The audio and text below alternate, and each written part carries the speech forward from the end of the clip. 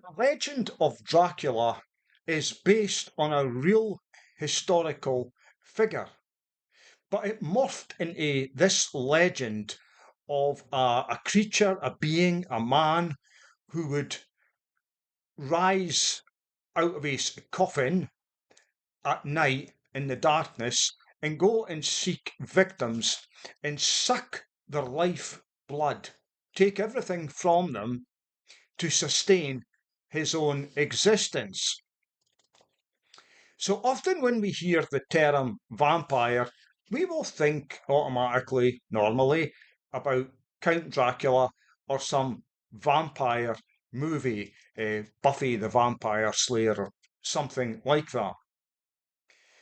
But vampiric action or activity is not necessarily restricted to this creature or creatures coming out at night and literally sucking the lifeblood out of their victims.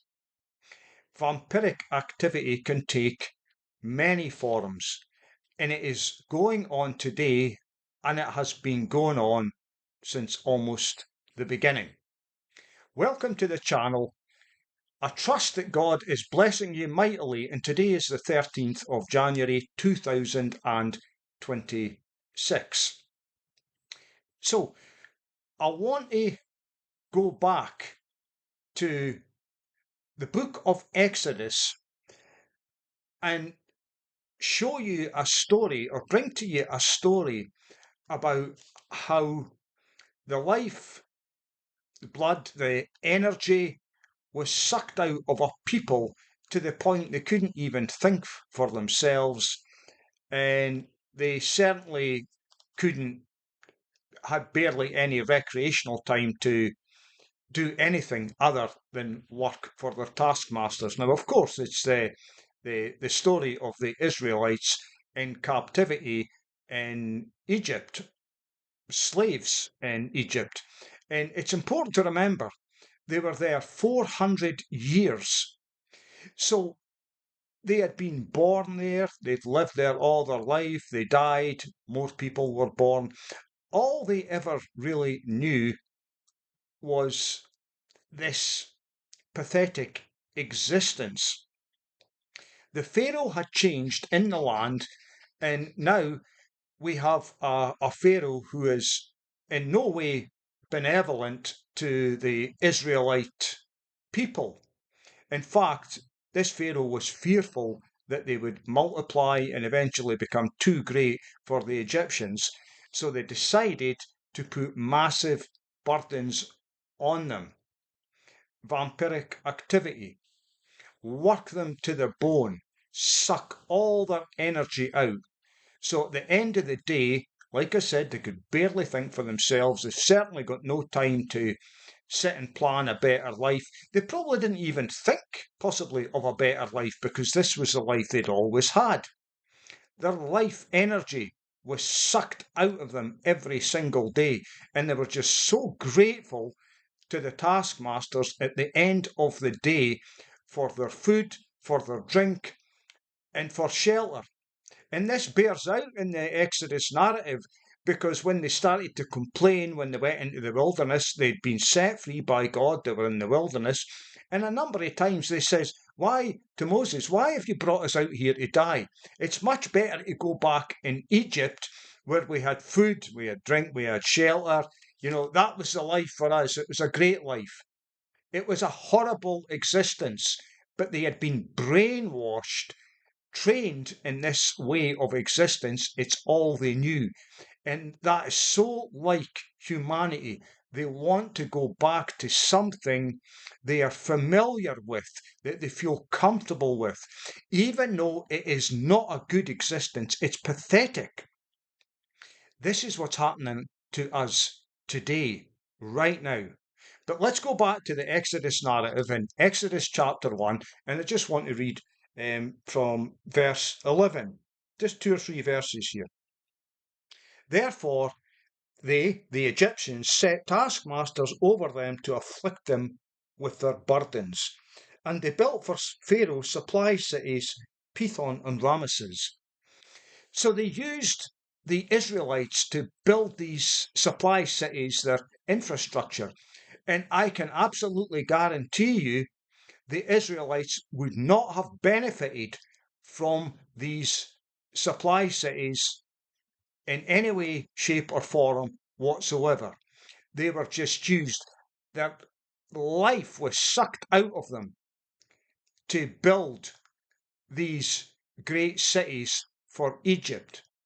And the very best the Israelites could hope for was the crumbs that fall off the banquet table while the elites, Egyptians, the globalists, they sit gorging themselves at this banquet table, and the odd crumb falls off, and you and I grab it, and we are so grateful to our masters for allowing us to have this tasty morsel.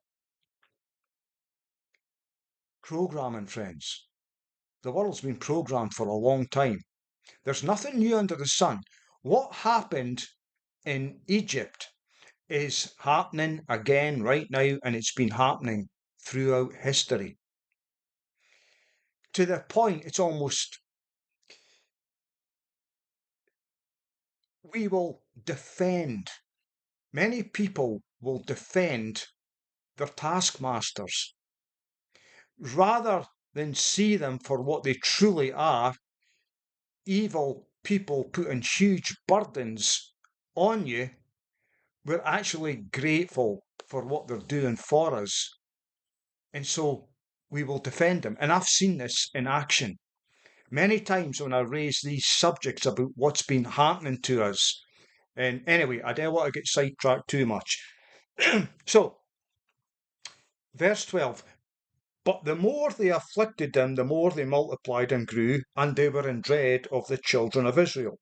So the Egyptians made the children of Israel serve with rigour, real hard labour, and they made their lives bitter with hard bondage in mortar, in brick, and in all manner of service in the field.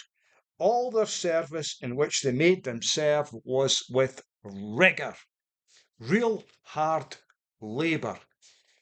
Suck the life out of you, day in, day out, and throw you a bone now and again, for which you should be eternally grateful. Now, we move along in the story, and it gets to chapter 5, and Moses and Aaron have just had their first meeting with Pharaoh. They've delivered a message given by God, says, let my people go. And Pharaoh is saying, who is this Lord that I should listen to him? And he actually gets quite angry. So let me pick it up in chapter 5 and verse 6. So the same day Pharaoh commanded the taskmasters of the people and their officers, saying, you shall no longer give the people straw to make brick, as before.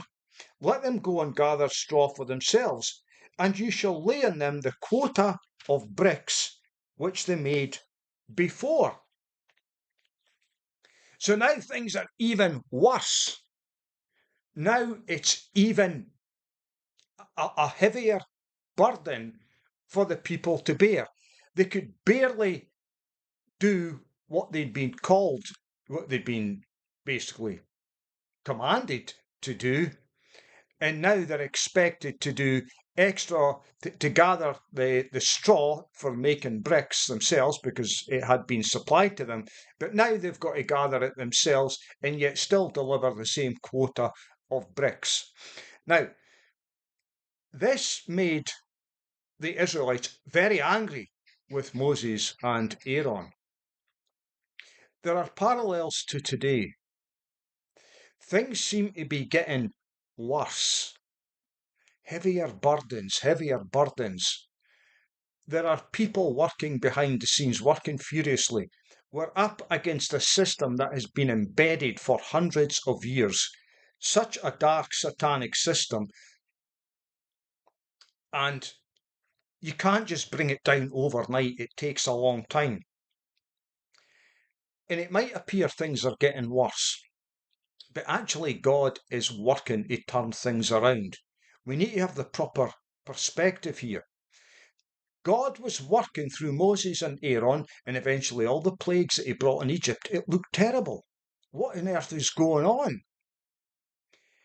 It looked terrible, but actually God was working to set the people free. But they couldn't see it. They couldn't understand it. This is why they got angry with Moses and Aaron. And similar is happening today. There's a lot of good stuff going on, but people are getting very short and depressed and angry. And I can understand that because I've been through those feelings myself. But God is working for our benefit, and things are starting to move much faster now. Now, like I say, vampiric activity.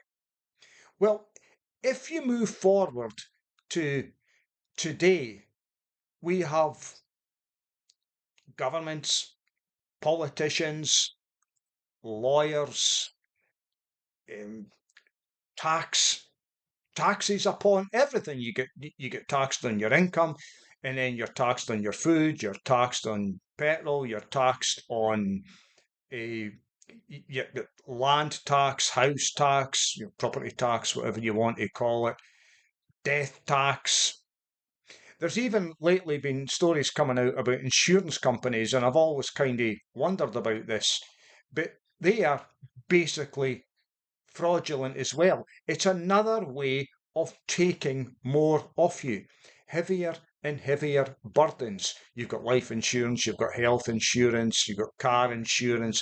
How many of you have ever tried to claim? And often it is the most onerous and difficult process to make it as difficult as possible. And many people end up giving up. It's just a way of taking money. Anyway, I'm seeing stories coming out of the States about how they're going to change all this. But the point is, the elites, governments, politicians, tax collectors, laws, rules, regulations, you get fined if you're more than 6 inches from the sidewalk or curb or pavement, as you say in the UK. You get a fine for that. You get a fine for the most ridiculous things that everything you earn is literally gone. Nowadays, you've got both parents working, and even then, in many cases, they cannot make ends meet. And so the children are handed over to the state, and the state brings them up. And their vampiric activity is to suck the minds of these children, brainwash them, and set them up to be modern day slaves for the system, much like what has happened with us. Nothing new under the sun, my friends. But this even happens. So the title of this was Jesus and the modern day vampires. Jesus came across these type of individuals as well. In fact, let me just read to you from, it's only one verse in the book of Matthew. It's Matthew 23, and it's verse 4. And it says this. This is him talking to the scribes and Pharisees, the religious leaders. For they bind heavy burdens hard to bear and lay them on men's shoulders, but they themselves will not move them with one of their fingers. So they're quite happy to put massive burdens on the people. You got to keep all the law perfectly. But then they were far from doing that. And again, that's what happens with us. How many stories have you heard about politicians being done for drink driving, fraud, or various other criminal offences? And they might get a slap on the wrist, they might get a fine, but they're earning huge amounts of money anyway. But they get to continue, even committing fraud, which you or I, if we do, you end up in jail. sucking the life out of people. Think it like this. See, again, I said it before, vampiric activity isn't just sucking blood, as in the legend of the vampire, Dracula. Sucking your energy, sucking your peace, sucking your joy, to the point you end up just existing. You're so low, so depressed, you just try and get through each and every day. And you can't think any further. You've been completely crushed. That's where we are right now, just like the Israelites in Egypt.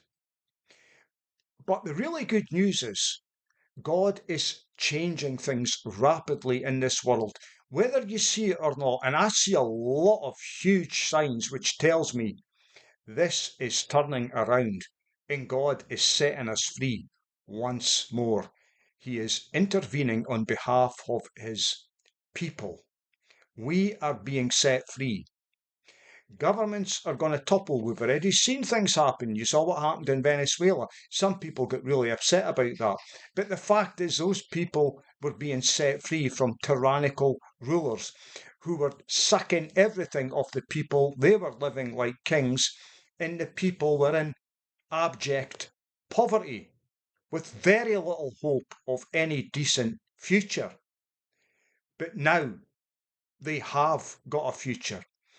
And this is going to happen to other nations. It's also going to happen in many Western nations. Their corrupt governments are going to be removed, and we're going to have decent people put in place. Now, I believe this is only going to be for a season. It's only going to be for maybe a few short years. I often think 7 years, maybe less. I don't know. But this is what's happening right now. We're being set free, and we're going to see some great, great things. You see, Jesus is dealing with the vampires of today. These leeches, and again, I think Proverbs chapter 30, verse 15, the leech has two daughters, give and give. So think about it, a leech is a bloodsucker, it's a vampire-like creature. It sucks the blood until it is fully gorged. And it's got two daughters, give and give. In other words, give, give, give, give. That's what's happening to us. Give us everything you've got. We want everything you've got. We're going to leave you with absolutely nothing other than the ability to get through a day, breathe the air in, and exist. Well, I suspect today the leech has not just got two daughters, but the leech has got many daughters and many sons. These vampires are going to be dealt with personally by the Lord Jesus Christ. He is intervening. Isaiah tells us that truth lies fallen in the street and righteousness stands afar off. Truth's coming back, friends, and so is righteousness. God has had enough. The prayers of the saints have reached up to heaven, and God is now answering those prayers. Remember this.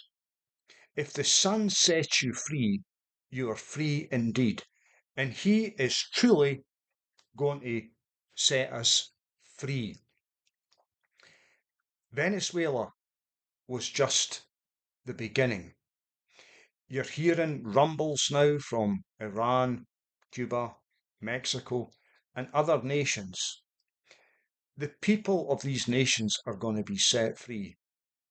God is working to remove the vampires in the church and in the world. He is setting us free. And it is my personal belief, and it has been for a few months now. I've heard the people talking about the greatest July the 4th ever, and some people believed it was last year. But to me, it makes sense. It's this year because this is the 250th anniversary of the United States. Now, this is not just to do with the United States. The United States is vitally important because when they get sorted out, the rest of the world's going to get sorted out. It's not just going to be one nation. God is working on this entire planet. And I honestly believe we have some fantastic times to look forward to. In the meantime, we're seeing great shakings as we enter 2026. You can't describe it any other way with what's been happening just in less than 2 weeks into the year. But God is working, friends, and He's working on your behalf and on my behalf. Stick close to Him. Keep in the scriptures. Keep praying. Keep your spirit up. Keep yourself full of joy and peace. Don't allow the enemy to rob you of that, because that is exactly what they want. If they can have you crushed on the ground, there's nothing you can do for yourself or anybody else.